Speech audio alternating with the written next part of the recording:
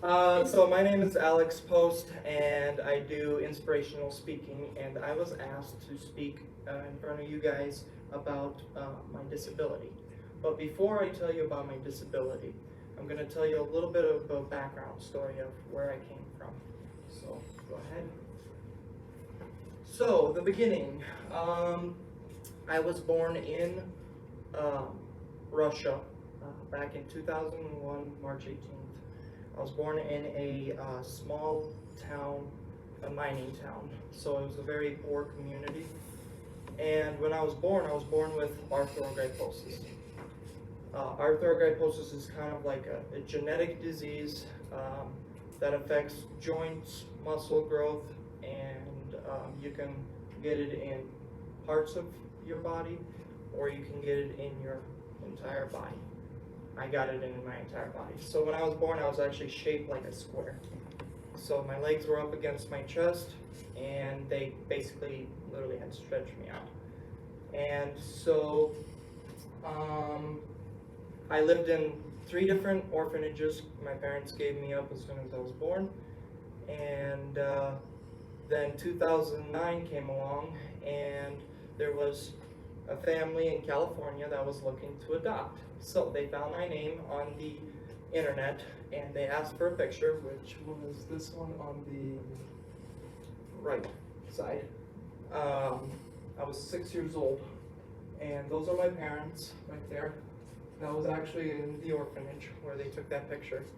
And so they saw the picture and they fell in love, of course. So they started working on the adoption process. Now, that's a very expensive process. It costs about $30,000, at least for Russia, because Russia is greedy, but you know.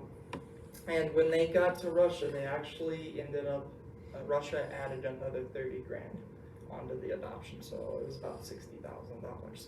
It took a year and a half. My parents actually got arrested in Russia because the guy that was doing the adoption process hated them. He hated Americans. So they got arrested, but they got out of jail within a few hours. So, and by the time they got me out, it was $65,000. Like thinking to myself, that's a lot of money. They could have spent that on a lot of different things, but they're a very caring family, and they chose to adopt me, and I'm very grateful for that. So then we flew to California, and I lived in California for too long.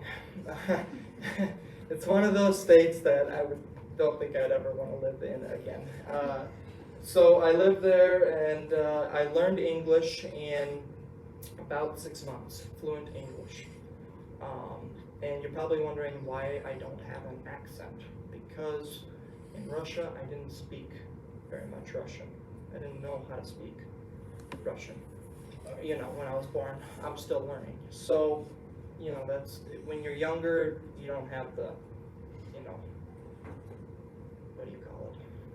Oh my God, is that a brain fart? The accent. Older people that move to Russia or move to the USA, they have an accent. And I love the accent. I wish I had it, honestly. But anyway, so then I learned English and I started going to school, and then 2 years after, let's see, go ahead and go to the next slide. 2 years after my adoption, I kind of got tired of my legs because I had very little circulation. So they were useless. I would flip and stuff, as you can tell right there on the beach. There, I would flip on my back. I can't even do that anymore. I'm getting too old. But I just hated them. I couldn't even play with Legos because my legs wouldn't even straighten out. So I told my parents I don't want my legs, and they found a doctor over at Shriners Hospital of Los Angeles. And I talked to the doctor. I said, listen, doc, I really don't want my legs. I want them gone. So she gave me a few options. Of course, I chose the removal, option. And I was the first kid ever to decide on my own elective surgery. technically I did not need that surgery, and technically it's up to the parents for me to be able to get that surgery. My parents, of course, said yes. It was all up to me, basically. So I got the surgery 2 weeks before Christmas. Best gift I got ever. So then after the surgery and stuff, I actually became an ambassador for Shriners Hospital of Los Angeles because I was the first kid to ever decide on the surgery. And so I got to do all kinds of events. I got to go on an episode of General Hospital, and I got to meet the actors of Grey's Anatomy. Yeah, you're all probably jealous, I know. And I've been in 2 music videos with Sketch Williams out of Canada, and probably none of you have heard of him. It's very sad, but that's okay. So after the surgery, they told me I needed to start walking. I needed to start putting pressure on my legs to start building up calluses and stuff. So I started doing that, and we cast me for a prosthetic, and it took about 10 different tries before we found these ones. These are based off of horse hooves. They're kind of rounded, as you can tell. And because I can't catch myself if I fall, I have to stay short, low to the ground. I naturally just have to grow. And so I'm about 4 foot with prosthetics, and I'm an inch short of 4 foot when I'm out of my prosthetics. It kind of annoys me. But anyway, so we finally got the prosthetics figured out, and I started using a walker, and I hated the darn thing because I just I couldn't get anywhere. So I actually started teaching myself how to walk on my own. I actually one day was sitting in my room, and I was sitting down like this. I'll put my cane down. And I'm like, well, I gotta figure out how to walk. I just gotta do it. So I pushed myself up, balanced, nice and easy, and I took little small steps, took my time, and my balance was terrible. And so in order to build up my balance, I started riding horses. As you can tell in that picture, they were Norwegian fjords. They're not as big as a regular size horse, but bigger than a pony, and they're super fat, so it's really easy to balance on those horses, but it'll kill your legs after the ride. But anyway, so I started riding the horses to build up my core strength for the balance. And then after that, I never really used a walker ever again. I almost snapped my neck twice, busted open my chin 12 times. That's a heck of a record, and never had to have a stitch on my neck or on my chin. But anyway, beside the point. So riding horses was a ton of fun, and I wanted to do more. And there's Special Olympics, but in California, they have a different point of view for people to do Special Olympics. They want them to be autistic, things like that. So I didn't qualify, which is very wrong.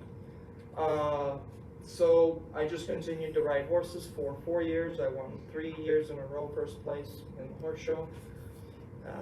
I just loved it. And so, but anyway, being an ambassador too, I was able to talk to a lot of different kids.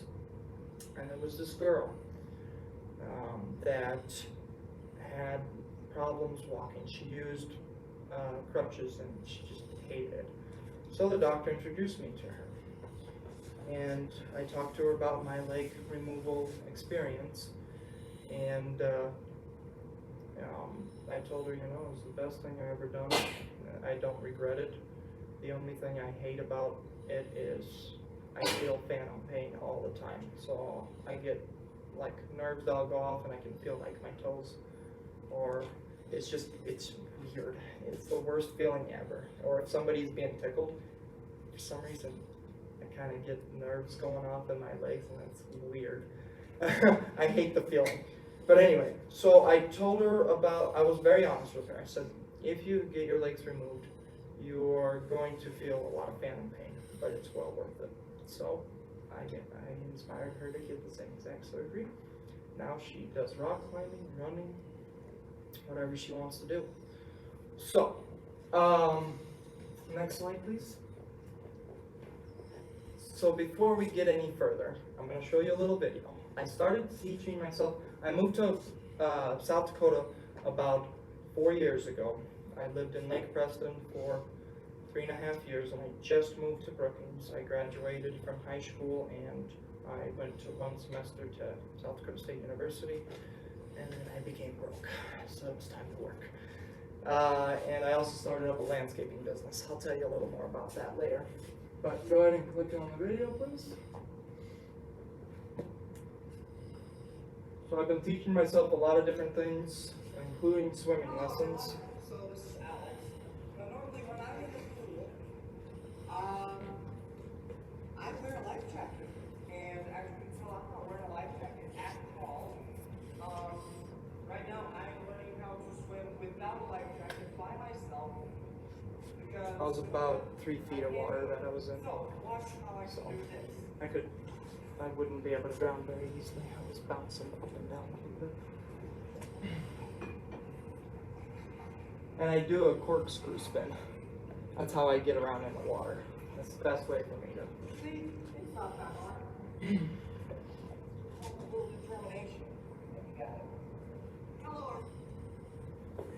Yeah, I watched that video once in a great while to give myself a little inspiration. Next slide, please. So, yes, so now I'm going to get to the part about arthrogryposis. How do you work with people with arthrogryposis? There's a lot of issues. I went into the emergency room about a year ago, and they didn't know how to put an IV into me. Well, people with arthrogryposis have a hard time getting circulation, so you have to warm them up to get blood flowing. And it's really hard to find veins. So they ended up having to do a scan on my arm to figure out where the darn vein was. It took them 7 tries. They finally got it in. What else? Let's see, dressing. I have a hard time dressing myself because my hands don't work. My fingers are froze up. They don't bend. My arms don't work. So, I have to have assistance and everyday living things like going to the bathroom, getting a shower, and getting dressed, and making food.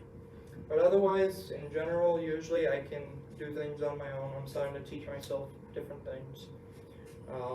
I design my own type of stuff. I hate it. I know hate is a strong word, but I absolutely do not like when people try to tell me how to do something. Because they don't know my body. I gotta be able to figure it out on my own. That's what I tell a lot of people that are disabled. So you gotta figure it out. Just like when I had to learn how to get up on the lawnmower. Everybody told me, oh, we're gonna have to modify that. I don't think so. One day I went out, and an hour later I figured out how to get up on that darn thing, and now I can run it by myself.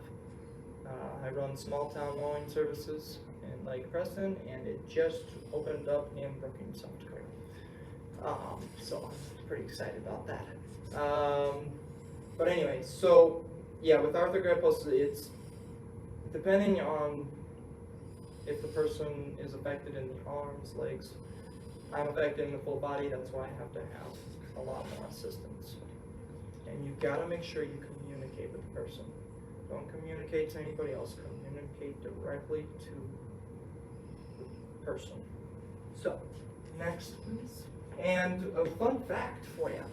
Arthrogryposis is seen in one in 3,000 people get arthrogryposis, or are born with it. It's just one of those genetic defects.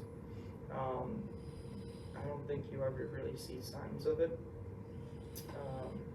So, yeah, that's a little fun fact for you. Let's see. Healthcare throughout. Okay, so I've had a lot of doctors tell me that I wouldn't be able to walk. I wouldn't be able to do this, that, and all that. Well, I proved them wrong, obviously, because I'm walking now, and I have a power chair that I use that goes down to the floor. It's a $30,000 chair. I basically have a Lamborghini in my house. That's the most expensive thing I own. And we had to fight the insurance for it because it's one of those items that they really don't want to pay for because they think it's not a necessity, but for me it is. Anyway, so, you know, I don't like when doctors tell me I can't do something because then I gotta prove them wrong. You know, communication, like I said, is key. That's the major thing. And then what else? I was told that after my leg removal and me walking after so many years, which I've been walking for about 10 years now, it's going to affect my back. Because I don't have knees to take all the pressure of walking, it's going to hurt my back eventually, and it does. I've just started seeing signs of it, major signs of it. I do have one issue with my left hip and pelvis. There's a joint problem that they can't fix. So I'm doing physical therapy to strengthen my lower back, my core muscles, and my legs. So I'm not forcing myself to balance. I can just naturally balance. That's the key goal. And then I take an anti-inflammatory to be able to help with the swelling. I get a lot of swelling in my back. Now if that doesn't work, we're gonna have to go to steroids, and I hate needles, so I'm not looking forward to that. They're checking my back right now for any discs, you know, if anything is bad, because I do get some numbness in my spine. That's not a good sign. So they did an MRI to be able to see if there's anything going on. I asked the doctor if I'm ever going to need a disc replacement. He couldn't give me an answer. He says, I don't know. If I was a betting man, which I am, I'm betting I will need hip replacement eventually at a younger age, and I will also need back surgery at a younger age because of me walking. It's gonna, you know, take a toll on me. That's why I use my chair as much as I can, as much as I hate to, but it's gonna save my back, you know, so, let's see, what else? Next slide, please. So, once I moved to South Dakota, and I went back into high school, I was homeschooled in California, because schools in California are terrible, and there's shootings every other day. So my mom decided she was going to homeschool me. So, oh, okay, not a problem. But anyway, so that's a picture of me, by the way, as an ambassador of Shriners Hospital, and then the picture right next to it is once I joined high school in Lake Preston, I joined Special Olympics. I was actually able to join. So I started doing bowling, track, soccer, field, basketball. I wanted to do it all. And I pushed myself to every single limit that I could push myself to. Like in track, I ran a 50-meter dash the first year. After that, I said, Coach, I want to do the 100. And then I said the next year, I want to do the 200. I never got to 200. Doing a 100 about killed me. 50, you know, crossed, and I'm usually dying halfway there. You know, but Special Olympics has really been a great thing to do. I've been able to do a lot of different events, like the polar plunge. I just literally did the polar plunge again this year. I thought I was going to be done with it. Then they gave me a call, and they're like, can you do it again? I said, yes. So I jumped into the ice water, and you'll see a picture of me from 2 years ago. It's kind of a funny picture. Anyway, so also I started in high school, I started doing inspirational speaking. I got a call one time from Castlewood School. They said, hey, would you be willing to speak? And I said, I guess. I've never spoken about my life story before, and I don't like being in front of crowds. Now I don't mind it so much. And so I went there, and it was one of our schools was that was one of the Special Olympic schools.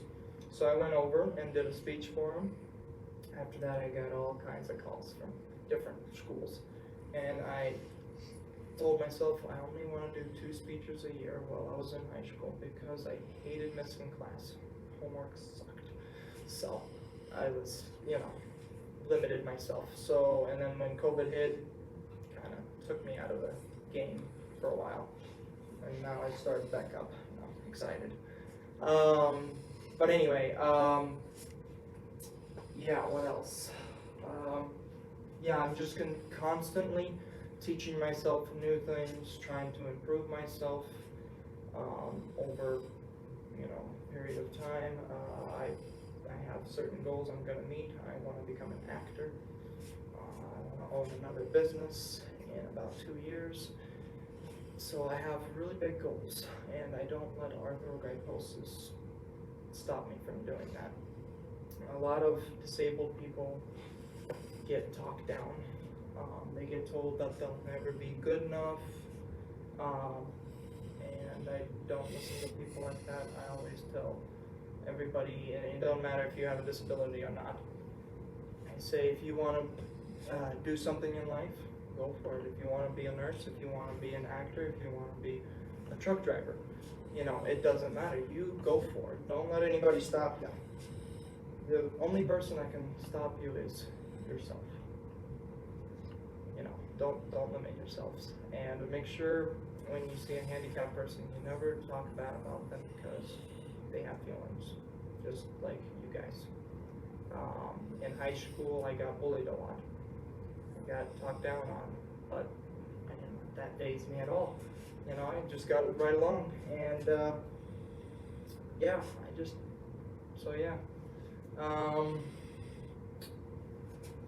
anyway, next slide, please. Oh wow, there are already big questions. Wow, that was a fast speech.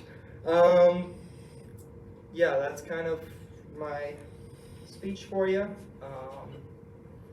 So, yeah. Anybody got questions? Why do you move to South Dakota? That's a great question. I ask myself that every single day. Why did my parents drag me to South Dakota in the freaking cold, where it gets 5 foot of snow and I'm 4 foot? I get buried, and I do the splits on the freaking ice. It's terrible. I have no idea. Well, I do know. It's because we have family that live here, and California was getting to the point where it's just, you don't want to live there. Gas prices are through the roof, and it was a better life for me here. I was able to do a lot more. So, yeah. One other thing I like to say. I just have to ask what town you're from. Lake Preston. In California. In California, Palmdale. I was in the Antelope Valley in the desert area. We owned 2 acres of property, and we owned horses and llamas, and all of our animals had a disability of some sort. Even our dogs do too. One more thing I like to say before we continue with questions. I get a lot of people that ask me, do I wish I was normal? What is normal? That's what I say, okay? And I ask them that, and I say, well, do you wish you had arms that could work and legs that could work? No, because I figure God gave me this ability, I call it, not a disability, I call this an ability to be able to go inspire people. I always tell people, it doesn't matter if you have a disability or not, you can go inspire people. By the way you act, anything really. I mean, I get so many people walk up to me and they're just like, you're such an inspiration, and I'm just sitting there doing my job. I'm like, oh, cool, thanks. It's just a great feeling to be able to have this ability to be able to. I mean, I hate being short. I can't reach tall stuff, so I just stand in my chair to give me some length. Yeah, honestly, I just love what I do, and it's humbling. I always tell people, if I had 1,000 people in a room and I inspired one person, I did my job. So, any other questions? I love questions. I have a question. Yes. Do you remember a time, like a specific time when like a healthcare worker inspired you or lifted your spirits or something like that? Yeah, she's sitting right there. That's Erin, everybody. Hi. She's my little secretary for today. She's one of my caregivers, and she's always encouraging me. Like, I told her I was very nervous about the speech, and she's like, "You got this." That makes me feel happy. I like when a caregiver comes in and asks me, "How's your day going? You know, should we make some dinner?" or whatever. I don't like it when a caregiver comes in and is crappy and just wants to hurry through the shift. You never do that because it ticks me off 100%. You just gotta be nice, you know. She gives me hugs before she leaves, and it just kind of warms me up a little bit. It cheers me up, you know. Things like that can affect somebody in a big way. So, yeah. I know you said you don't like people telling you how to do things, and obviously we wouldn't know, but is there ways that, or something that somebody's encouraged you or helped you figure out how you can do things? Yes, they'll give me ideas. You know, I like those kind of people. I don't like people that are directly saying, "Here's how you need to do it." If you give me an idea, I'll work with you. I'll see if it might work for me. I'll modify it, you know. So yeah. Yep. Did you have a question? Yeah. So, how has it been like on campus, like with a wheelchair? Because I know it's not very accessible. I gave a tour one time to a girl that was also in a wheelchair, and we had to take so many like back doors, had to get weird ways. So how is like how do you cope with that? The campus has definitely gotten better. The buttons are getting put in more often, but unfortunately buttons are not part of the ADA code, which I thought was kind of interesting. Somebody actually told me that I should run for all the disabled people for senator or whatever, you know, representative, and tell them about that whole situation. And I'm thinking about it. But anyway, you know, it really hasn't been that difficult, but a few times. I mean, when it snows, it was kind of crappy. But teachers worked with me, or I have a lot of great people that open doors for me. I've never had a really bad experience here. SDSU has treated me wonderfully, you know, so, yeah. Well, this building is a prime example of not being very handicap accessible, right? Yes. Yeah, this is a, I have to actually go in through the door where it has that button, and it's only one door. right. And when it was really cold, and I had a lot of classes here last semester, it was very cool to be able to go all the way around. I never had any classes in Wagner Hall because it's mainly nursing and other stuff. I was more in the rotunda, so that wasn't so bad. It's the fact of getting in, you know, it was just, sometimes it was a pain, but I got through it. You know, and that is really the only access, you know, like you said. And then if you think about that, you guys really, so there was a while when we had a faculty person who was no weight bearing, so they had to use that. And either you park right on there on the street, and that is the windiest, coldest sidewalk to walk up on, or you can jump the curb and drive up to the door. But I mean, it leaves Yes. a lot to. And if I didn't have my chair, I could do some stairs, but they have to be a certain width. I've taught myself how to climb upstairs, not walking. I actually sit on my butt and I use my legs kind of to get up. I hate using stairs because it's so rough on the hips and the back that I use my chair. But like you said, yes, it can be a pain. Or even getting into elevators and things like that, that can be a real big pain. That's why I'm glad that Frost Arena is putting in brand new elevators, because the elevator they got is way too tight. I'm surprised I fit in there with my chair. You know, things like that. I'm looking forward to stuff like that. Alex, what suggestion would you have for us as healthcare providers? You come in either to the floor we're working on, the emergency room for something, and you know, I think sometimes as a nurse, we wanna have that degree of control, know what Sure. we're doing, and let's say, you know, for me, for example, I know very little about your condition. Sure. What I know is what I've learned tonight. So how would you be comfortable if that nurse says to you, tell me what would help you the most, tell me how Yes. you like. Good example of that, Brookings Hospital has been very good about that. I mean, they do have a little control, and the problem is a lot of, and I'm not speaking down against you guys, but a lot of people that graduate from college that are nurses are hotheads. They think they know it all. They don't. The key thing, like I've said before, communication. Make sure you make them as comfortable as possible. If they need a pillow, whatever, and then ask them where's the best place to put the IV, whatever, things like that.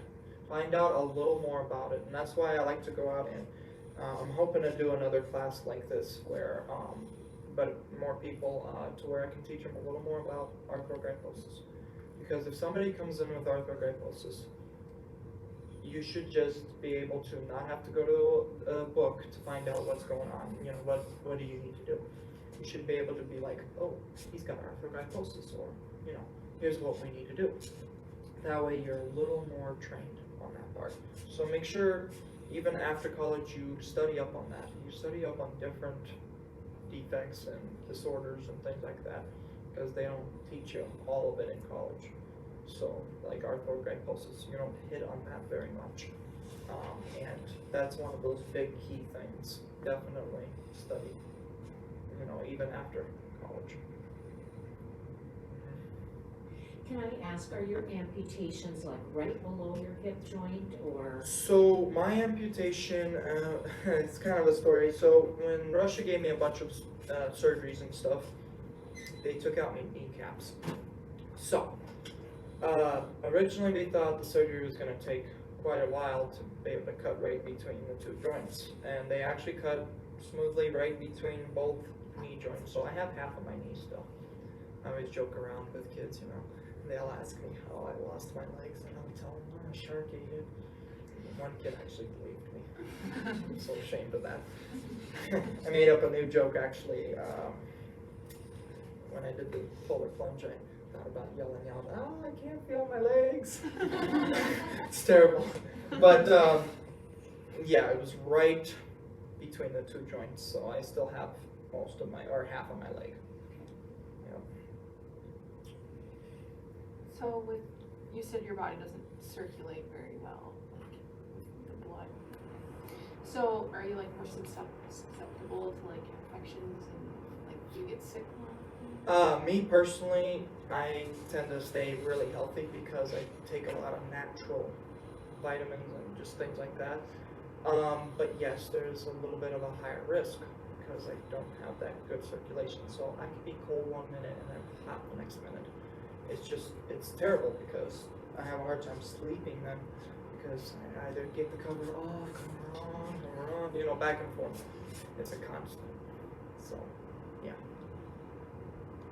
Those are some really great questions. How has like COVID affected? COVID? I did get COVID. Luckily I got my shots, and I went in for back spasms, and the problem I really didn't like is they blamed a lot of things on COVID, okay? Like my back spasms, I actually had to call the ambulance on myself because I could not move. I was spasming to the point where it put me in tears. And they blamed it on COVID, and I ended up actually getting COVID, but I have other issues too. But I got the lightest COVID case. You know, it was like a cold, no biggie. So, yeah. I'm very aware, you know, of my surroundings, and if I'm in a big crowd, I like to wear a mask, you know, things like that. So, yep. Do you always have someone with you then? No, I wish. Just kidding, no. That would get really annoying. No, I usually have an aide in the morning and at night. And then I'm usually set for the rest of the day. I've taught myself how to be able to use the restroom. Part of it anyway. So,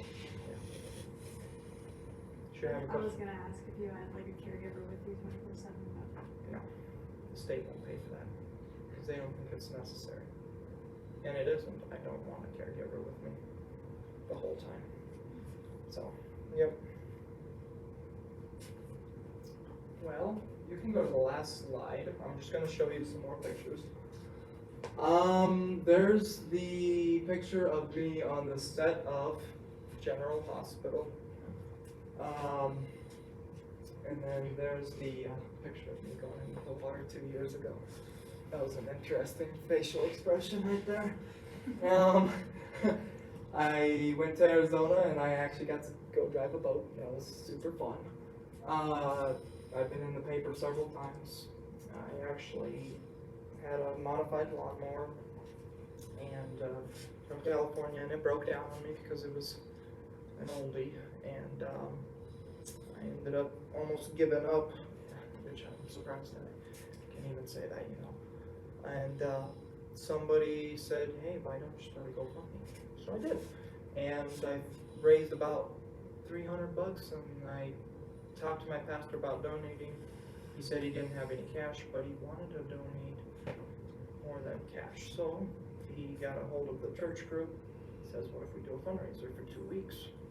And for a small church here in Brookings, Abundant Life, right across from the hospital, they raised over $3,000.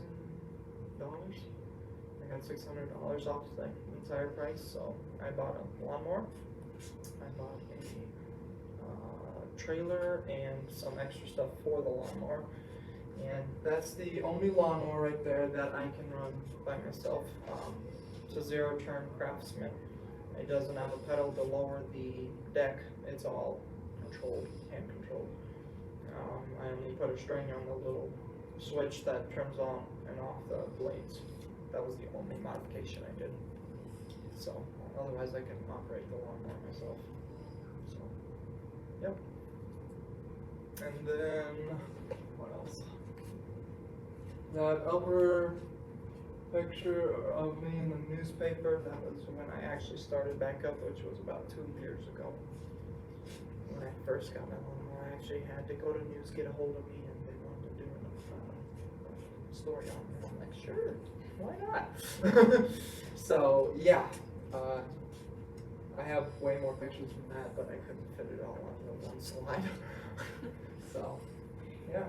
Did you get a copy of the SDSU publication that had the really nice article about you? I finally got it actually, and I read it, and it was pretty darn good. Yeah, very nice article. It's 2 pages worth. If you guys get a chance to be able to get it, read it.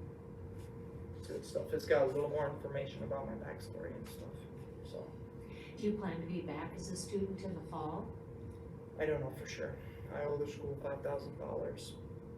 I'm working out financial stuff, you know, and figuring out different things. I might not, I don't know. So I really want to, because I want to go into the theater program and start that. And I've been taking acting classes online with a professional actor out of California, actually. And that's been a lot of fun. So, yeah. People have also told me that I would never be able to be an actor, and guess what? I'm a heck of a character. You should just ask her, you know, she gets to deal with me. But, any more questions? Yes. What kind of like acting do you want, or do you like musicals, or just like? I'm one of those kind of guys that believe to not stick with one field. Keep your options open. So I decided, you know what, I'm gonna do all of them. It'll give me more job opportunities if I keep it open like that. So, yeah. Well, thank you guys for what you guys do, and thank you for coming to my speech. If anybody wants to get a picture with me, or if you got any more questions, I'll be here for another couple minutes. And please give a hand to my lovely, lovely secretary right there.